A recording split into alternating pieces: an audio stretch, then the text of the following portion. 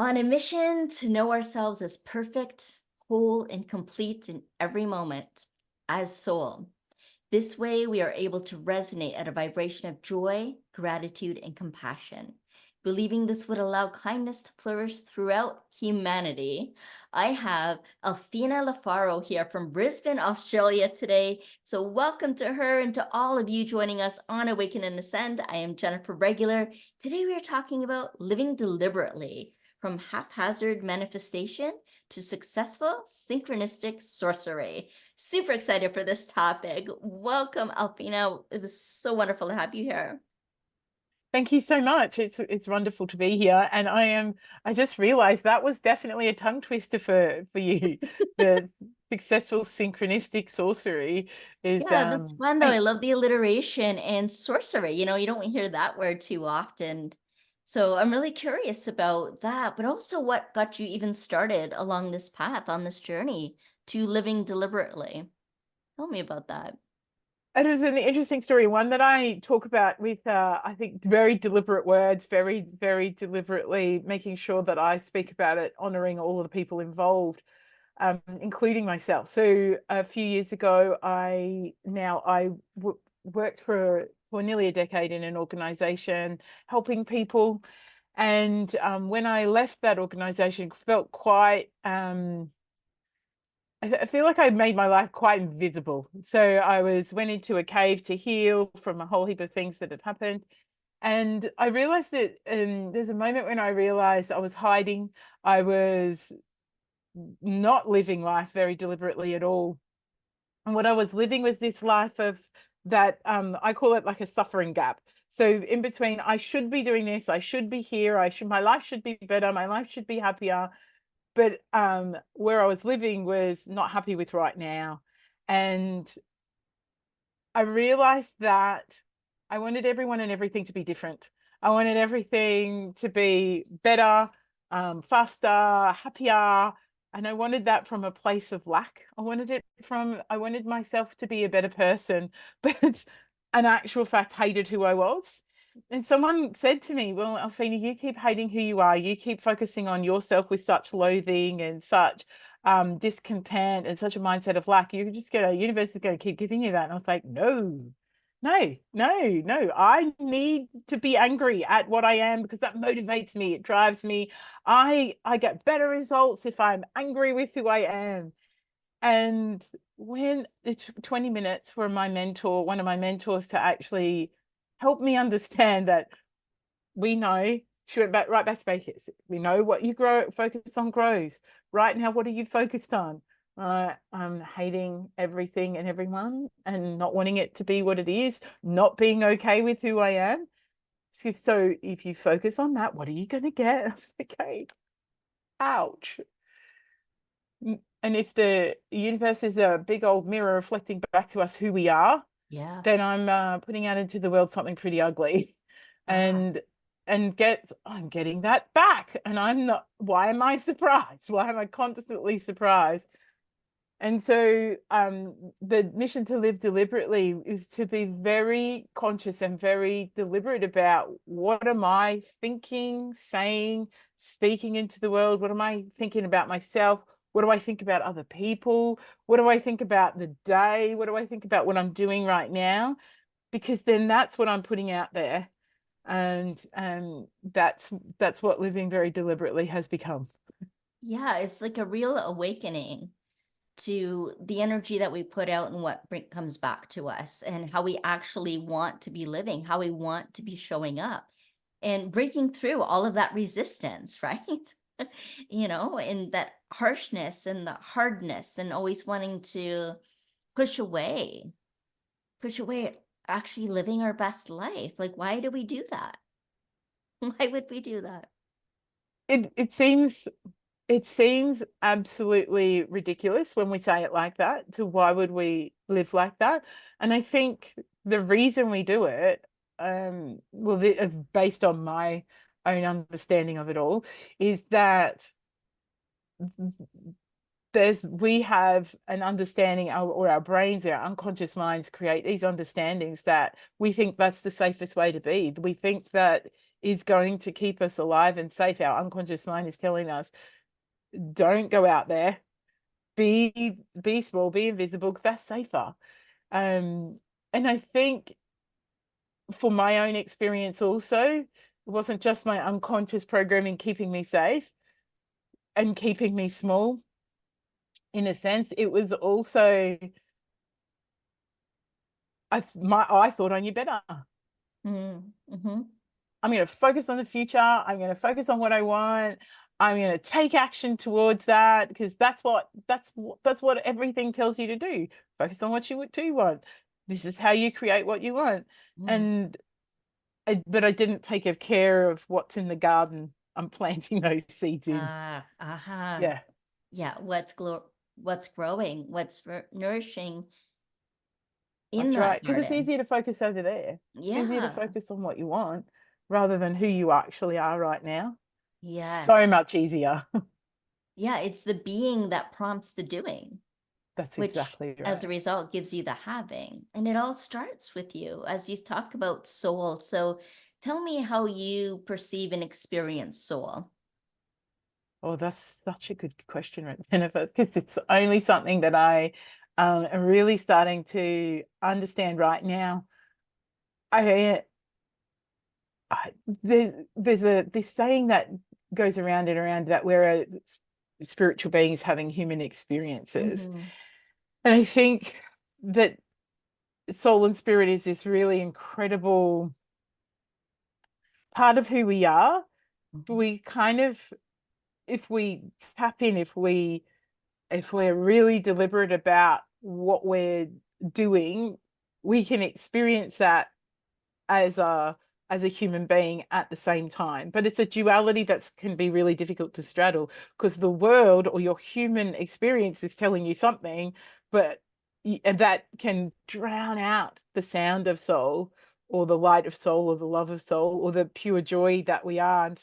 And that's what I experience it as: pure joy, pure love, compassion, Yeah. for everyone and everything. That's what I experience it as, and I know that I'm aligned when I actually can sit in that space and drown out the noise of human noise, the one that tells you you should be doing this, you should. It's all the, the shoulding all over yourself. Yes, literally Yeah. shitting all over ourselves.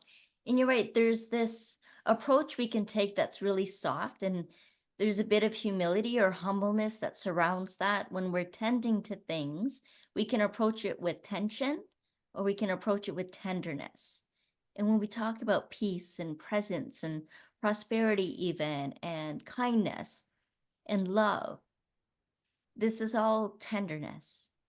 There's so much that we're tending to all the time. But if we're tending it from tension, then we automatically activate and trigger this fight or flight response, right? That fighting, resistance, survival mode, wanting to control everything, or this creative, more flowing, more open, more peaceful, more at ease, more graceful way of tending to everything. So when I hear you talking about living deliberately, that's what it makes me think of too, is how do we approach that? How do we deliberate even what direction we want to go in, or how we want to be directing our time and our energy and our resources, internal and external resources, to move towards what really feeds our soul, what's nourishing, what allows our spirit to be free to direct the life that we're meant to live. That's actually a motto on my website: free your spirit to direct the life that you're meant to live. And so that opens up the opportunity for life to unfold and allow what comes to us, and how we can grow through that, and the opportunity as entrepreneurs or business owners or conscious leaders to be able to move with that and really feel into the rhythm to build the momentum that's going to evolve our life and help us along that self-actualization, the self-realization journey. And so I know you're doing a lot of writing about this right now, about living deliberately. And what have you discovered through that process? Wow, a lot about myself. So I think if you ever really want to hear what you're putting out into the world, or what you're saying to yourself or about your situation, then write it, because all of the voices in your head will awaken and start talking really loudly. So that's what I've experienced while I've been writing. What I have come to understand, one of the reasons why I did the writing was, like I said, I always said I was going to do this. I'm going to write something. I'm going to write something.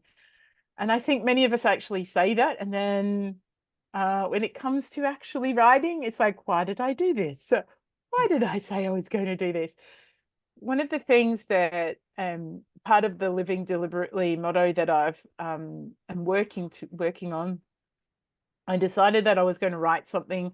I was going to get really clear on what my message to the world is, because in my professional career as a coach and a kinesiologist, I'd represented other organizations, their message, their intellectual property, but I hadn't put myself out into the world. And I was like, well, what do I think? What do I say? So that was the reason I started to write, was to get clear on that message. And I guess what I've learned, the most important thing that I have learned is that everything, this is my little motto, everything in life is about relationships. So we have a relationship with money, with our health. I even say with our trauma. We have a really interesting relationship with our traumas, and what we've made the past mean. We have a relationship with God, Allah, Buddha, universe. Business is all about relationships. And then we have the usual words, our partner, our friends, our family members. And then we have the most important relationship of our life, and that's the relationship with ourselves. And my little saying is, when we get good at relationships, we get a good life. I say we get good at life, but we get a good life. But here's the thing that I realized, is that where do we learn to deliberately relate with ourselves, with even other people? And in my observations, my professional career, I do leadership coaching. I'm a professional kinesiologist and a coach. Is that the most important relationship, that one with ourselves? We don't actually know how to do that. And often we don't know how to relate to other people. We don't know how to give them feedback. We don't know how to build trust. Which is a cornerstone of relationships. We don't actually realize how that's built. We don't always know how to say sorry. We don't always know how to get through conflict, or even understand conflict is a part of us being humans. And there's conflicts within ourselves, as we talked about before, that duality of spiritual being having a human experience. There's a conflict there we have to resolve within ourselves at times. And so I realized that the most important thing we can do is relate to ourselves, learn about ourselves. In particular, what am I showing the world? What is that vibrational frequency that I'm putting out there? Is it compassion? Is it kindness? Is it joy? Or is it, this is what I should be doing, this is what I would like you to be, could you just change so I can be happy? And more importantly, could you do that differently so I can be right about everything? Yeah. Yeah. Yeah.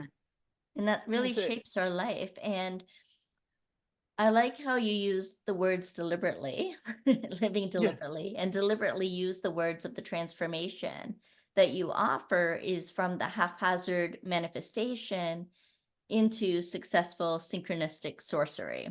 So I'd love to unpack that a little bit. So what do we mean by haphazard manifestation? Because we hear that so much, in the healing arts and in the consciousness fields that we're in, about manifestation, and law of attraction and all the different ways to manifest. So what does it mean to haphazardly manifest something?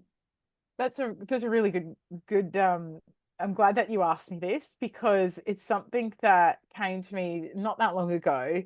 That's what I was doing. It was haphazard. Like, I couldn't figure out why. Like, I've done all of this personal growth. I've done the work. I've done the healing. I've done the forgiving. And then I'm like, well, why is the flow weird? Why is it sometimes I hit and sometimes I miss, big time miss? And like, I've got this. I know what I'm talking about. I've done the research. This is over a decade of helping people and working with people and reading and, 2 decades of research. but I would hit and miss, hit and miss, hit and miss. And I'm like, why is that? And the haphazard part of it is that missing puzzle piece, I call it, is that I was wanting something from my future from a place of lack. Well, I say lack, invisibility, shame, guilt, a whole bunch of things. And so I didn't realize that the energy I was putting out into the world was coming from a place of, but it was not, at times it was on the money, or on the, I would call it on the money, or, in flow with the universe. But there's times where it was like, what happened there? We did all the things. I did all the things, universe. What happened? But it didn't get that I was who I wasn't what the universe was. Well, it actually what the universe was reflecting back to me, which was not, let's call it not committed or not clear about what I'm being first. See, Absolutely. so when I talk about that, the next part of it, the successful synchronicity sorcery, is when you look up the book's called Beyond Coincidence. And we have to be really clear about what coincidence is. And, I've got an Italian background, I love a good Latin etymology. And then I've got a Greek husband, so I love looking up the Greek stuff as well. And it's, in the Greek terms, it's like co-mixed together. And the rest of it is actually about, it's really interesting because it's about time. It's that connection in time. And so I think it is, what I think synchronicity and coincidence is all about is when the human experience and the spiritual experience being overlap, and there is no gap between the two. They're not separate, they're together, and we're in this, people call it flow or whatever it is, but it's when they line up completely, and we actually 100% accept who we are. We celebrate every cell in our body, and we love who we are. We think we're amazing. We think, yeah, I know who I am, the ugly bits too. When we sit in that place, that's when we become, it's magical. That's why I called it sorcery, because it's magical. Not always easy, can I tell you? I've found that I'm in that space, and I can, I meditate and get in that space, and I can remind myself to be in that space when I'm talking to people, when I'm with people. But boy, the human experience can drown it out, or it's like that disconnect. And I know people talk about the matrix or the field or that kind of thing, but it's when that moment you're in that sweet spot, like I can feel it, and I go, okay, that's the space where I can be 100% accepting of all that is. But a lot of the time, I think we move to not accept all that is. Yes, exactly. Coming back to that acceptance versus resistance, and really being able to reckon with that and come into a synchronistic flow. I like what you said about the flow being weird. Like, why is the flow weird? And when we come into alignment, then the flow's not weird anymore, right? It's synchronistic, it's sorcery, it's mystical, it's magical, it's exactly where we need to be doing what we need to be doing. And coming from soul, which can even be an acronym for sending out universal love. That's right. I love that. And I've never that's heard where that we're before. coming from. And each of us have our own way of sharing that love and spreading the love, and in expressing our soul and our love out into the universe, but really coming to terms with what that experience is like for us, being able to hold space for ourselves in that, for the good, the bad, and the ugly, like you said, like accepting all parts of who we are. That's wholeness, and bringing our whole self into any situation. That's where that humbleness, humility, the softness comes from. Not just, checking things off. Okay, I did everything. I did it. Did I do it all right? And, it's just that head first, there's no emotion there. There's no feeling. And that's where we have this opportunity in this human life to be able to experience those feelings, those emotions, have that whole experience. That's what it is, the human experience, right? And the human kindness of humankind, the kindness of humankind. That's exactly right. Yeah. Yeah. To be And in that space where it all comes the together. Mhm. that's right. I think the biggest challenge that I see for myself, well, in particular, it was myself, but I see it now every day with the people that I work with, is that celebrating and accepting ourselves as we are right now is actually that requires a lot of human kindness and serious compassion for oneself, because we do make mistakes. I know I wrote about, it wasn't until I could accept myself as dangerously overweight and as a sad sack who thought they didn't deserve things in this world, until I accepted myself as that's who I am right now, Mhm. that I was actually not free to create what I wanted. I feel that I had to go through a process of accepting myself and life the way it is. That resistance of always wanting things to be different and other people to be different, and not having that upset with that family member, or not having that, that bill that's outstanding, or that thing that I need to do, to actually be okay with all of it. Yes. Being okay with all of it. Yeah, that's huge. And it's so brave. So brave to be able to accept that and be okay with it and not have to change anything, to just let go of all of those defenses. And very much so. And I think my experience has been that I can be that a fair bit the more I uh, engage in the different practices that everyone talks about: good sleep, good nutrition, making sure I take care of myself, making sure I'm listening, feeding my brain, my mind, my body with the right things. I can Mhm. be in that space, and then there's other times where I cannot be in that space at all. I'm resisting, I'm wishing, wanting, praying it for it to be different. So it can be really challenging, can Yeah, be really challenging to sit in that space.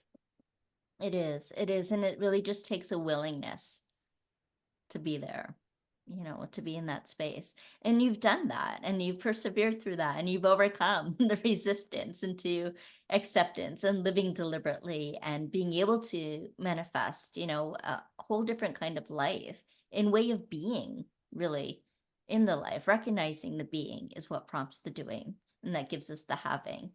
And so what else do you have to share with us that you've experienced during this whole transformational process?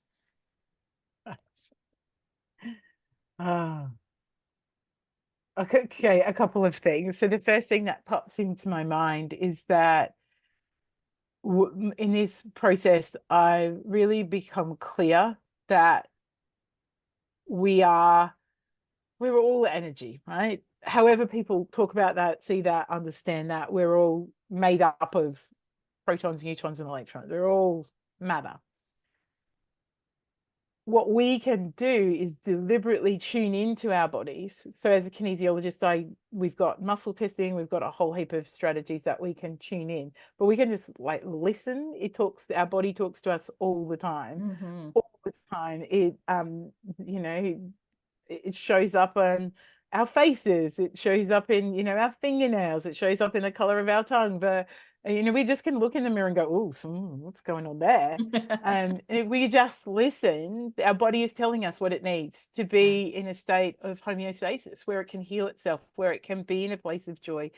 We give deliberately tend to the magnet that we are, or tend to the energy that we are, the life force that we have, and actually listen and give our body what it needs, or take away what it doesn't need, Mhm. then we can actually be in that frequency that is love, joy, compassion. Yes. When we get into this human, the human part of it, and we tone, I guess that, what would I say, tone it out or turn down that sound of our own body's wisdom, Mhm. then we get caught up in not actually 100% looking after what is what the vehicle that drives us through life. That's our bodies itself, and that's our greatest way to connect. So if we listen and actually ask it, and this is why I love what I do, as a kinesiologist, we ask the body, what do you need? What do you need? How,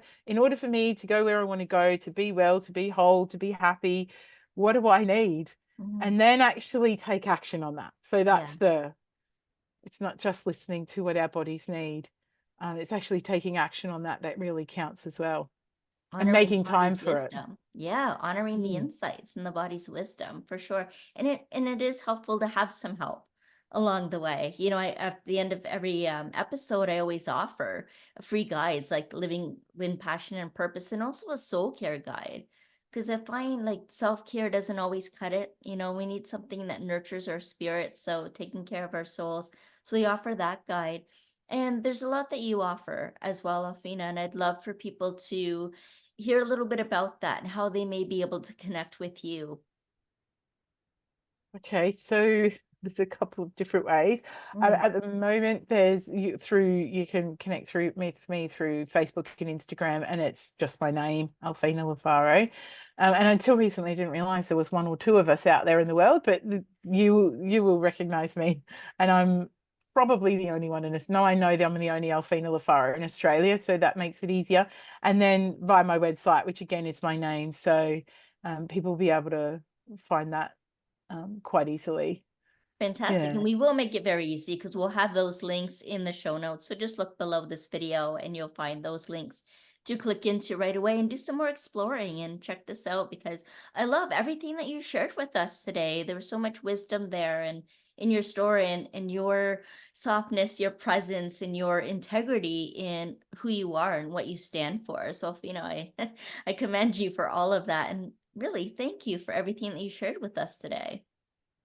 Thank you. It's been an honor. And there's some pearls of wisdom I've taken as well from this. I love that tension and tenderness. It is. Mhm. Wow.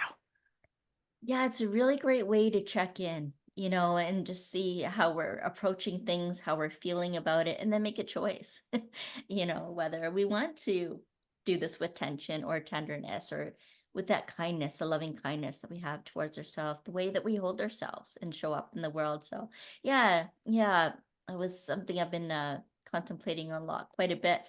And I'd love for all of you that have been watching or listening with us today, if there's a takeaway that you had, some golden nugget or aha moment that you had, or maybe even a question, you can put any of that in the comments. We always love to hear from you.